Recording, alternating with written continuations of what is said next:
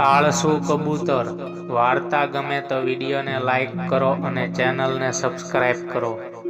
એક ખેતર હતું। ખેતર પાસેના ઝાડ પર એક ચકલી અને એક કબૂતર રહેતા હતા। ચોમાસું સારું રહ્યું હોવાથી ખેતરમાં ખૂબ જ સારો પાક થયો હતો। ખેતર દાણાવાળા ડુંડાઓથી લચ્છી રહ્યું હતું।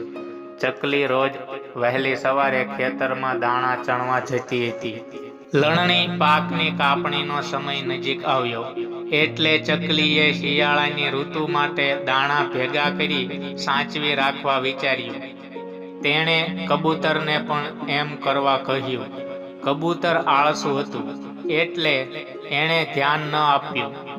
રોજ સવારે ચકલી કબૂતરને એની સાથે આવવા કહેતી હતી। કબૂતર એને કહેતું, ઠાગા ઠૈયા કરું છું, સાંચુડી ઘડાવું છું, જાવ રે ચકલી બેન આવું છું। ચકલી દાણા એકઠા કરતી હતી।